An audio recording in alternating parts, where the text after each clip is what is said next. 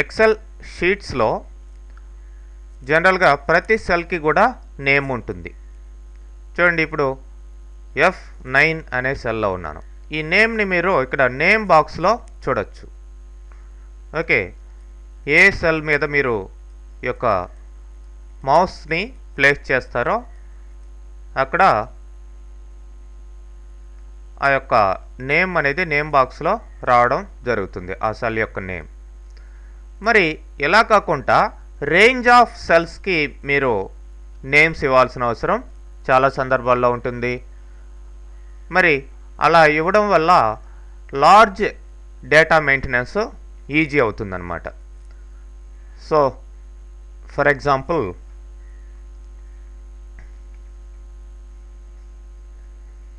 ఇక్కడ chapter 3లో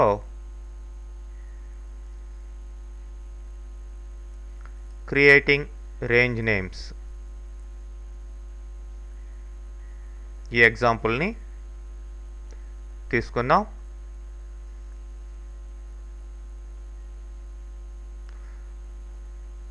enable editing.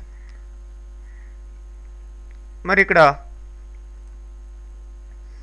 జనవరి, ఫిబ్రవరి ఇట్లా some data అనేది ఉంది రీజియన్ వైజ్. మరి ఇప్పుడు ఈ జనవరి కింద ఉన్న దీని మొత్తానికి ఒక నేమ్ ఇవ్వాలి, అట్లని ఫిబ్రవరి కింద ఉన్న దానికంతా ఒక నేమ్ ఇవ్వాలి. ఇలా అనుకుంటే మీరేం చేస్తారంటే ఇట్లా సెలెక్ట్ చేసుకోండి. ఇక్కడ నేమ్ బాక్స్లో జనరల్గా B6 అని ఉంది, ఎందుకంటే ఫస్ట్ సెల్ ఏంటి ఇక్కడ ఈ రేంజ్కి B6 అనమాట. మరి దాన్ని కాస్త తీసేసి ఇక్కడ జనవరి అని ఇవ్వండి. సో ఇప్పుడు బయటకు వచ్చి చూసినట్లయితే మీకు ఇక్కడ నేమ్ బాక్స్లో క్లిక్ చేయండి, జనవరి అనేది లిస్ట్లో ఉంది, దాన్ని క్లిక్ చేయండి, ఆ ఏరియా మొత్తం సెలెక్ట్ అవుతుంది. అట్లనే ఫిబ్రవరి సెలెక్ట్ చేసుకోండి. ఇప్పుడు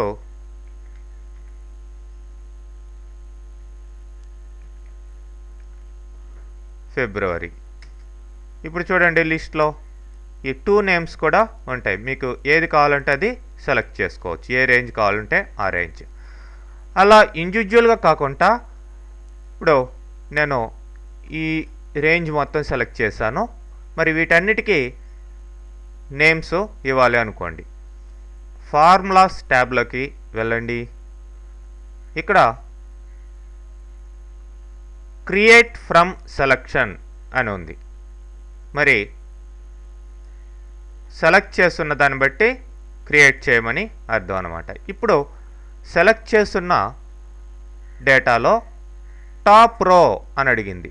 మరి టాప్ రో అంటే మనం ఈ యొక్క మార్చి, ఏప్రిల్ వీటిని సెలెక్ట్ చేయలేదు నేమ్స్ని, కాబట్టి క్యాన్సిల్ చేస్తున్నాను. ఇప్పుడు మళ్ళీ దీని నుంచి సెలెక్ట్ చేసుకోండి, అంటే టాప్ నేమ్స్ ఎక్కడైతే ఉన్నాయో ఆ నేమ్స్ నుంచి సెలెక్ట్ చేసుకోండి. మళ్ళీ ఇప్పుడు ఫార్ములాస్ క్రియేట్ ఫ్రమ్ సెలెక్షన్. ఇప్పుడు చూడండి టాప్ రో సెలెక్షన్లోకి వచ్చింది. అయితే ఇక్కడ ఈ రేంజ్ ఆఫ్ సెల్స్లో టాప్ రోలో ఏవైతే నేమ్స్ ఉన్నాయో, అంటే మార్చి, ఏప్రిల్ ఇలా ఉన్నాయి కదా, వాటిల్ని నేమ్స్గా క్రియేట్ చేసుకుంటుంది ఆటోమేటిక్గా. ఓకే, సో ఇప్పుడు మీరు ఇక్కడ నేమ్ బాక్స్లోకి వెళ్ళి చూడండి, అన్ని నేమ్స్ కూడా క్రియేట్ అయిపోయాయి. ఫర్ ఎగ్జాంపుల్ జూన్ అంటే జూన్ కింద ఉండే డేటా సెలెక్ట్ అవుతుంది. ఈ విధంగా అట్ ఏ టైం మీరు రేంజ్ ఆఫ్ సెల్స్కి నేమ్స్ క్రియేట్ చేయొచ్చు. మరి ఇప్పుడు ఇక్కడ టోటల్స్ క్రియేట్ చేయాలి, జనవరి మొత్తానికి టోటల్ క్రియేట్ చేయాలి. ఈక్వల్ టు అని ఇచ్చి ఇప్పుడు ఇక్కడ సమ్ బ్రాకెట్లో మీరు వీటిలన్నిటిని సెలెక్ట్ చేయాలి, ఈ నెంబర్లన్నిటిని. అలా కాకుండా ఇప్పుడు ఆ నేమ్ మనకి తెలుసు కాబట్టి జనవరి అని ఇచ్చి ఫుల్గా టైప్ చేయకపోయినా సరే ట్యాబ్ ఇచ్చేసినట్లయితే సరిపోతుంది. చూడండి అది ఆటోమేటిక్గా సెలెక్ట్ అయిపోయింది. ఇట్లా బ్రాకెట్ క్లోజ్ చేయండి, ఎంటర్ ప్రెస్ చేయండి, టోటల్ డేటా రావడం జరిగింది. అట్లనే ఈక్వల్ టు సమ్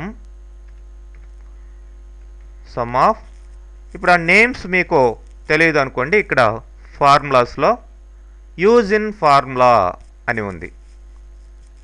ఇక్కడికి వెళ్ళినట్లయితే మీకు ఆ నేమ్స్ అంతా కూడా ఉంటాయి. ఫిబ్రవరి, మరి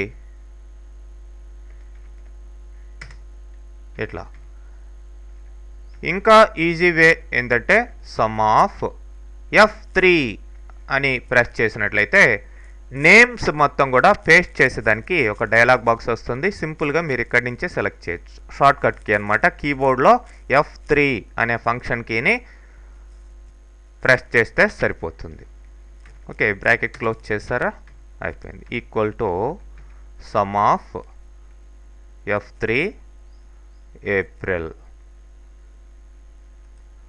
మరి ఇప్పుడు డ్రాగ్ చేశారు అనుకోండి, డ్రాగ్ చేస్తే వచ్చేస్తుందేమో అనుకుంటే పొరపాటు అనమాట. ఎందుకంటే ఈ నేమ్స్ అంతా కూడా ఈ డిఫైన్ చేసిన నేమ్స్ మీకు అబ్సల్యూట్ రిఫరెన్స్ని కలిగి ఉంటాయి. కాబట్టి సేమ్ నేమే వస్తుందన్నమాట డ్రాగ్ చేసినప్పుడు.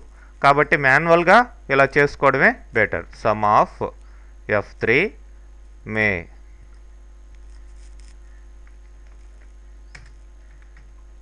Equal to some of F3 June. ఇలా మొత్తం మీరు అంటే ఇక్కడ ఇచ్చిన సింపుల్ డేటా కాకుండా లార్జ్ డేటా ఉన్నప్పుడు ఇంకా చాలా యూస్ఫుల్గా ఉంటుంది ఈ యొక్క రేంజ్ ఆఫ్ సెల్స్కి నేమ్స్ ఇవ్వడం. వాటి ద్వారా మీరు షీట్స్ని ఈ యొక్క క్యాల్కులేషన్స్లో ఆ నేమ్స్ని ఇచ్చి ప్రిపేర్ చేసుకునేదానికి అవకాశం ఉంటుందండి.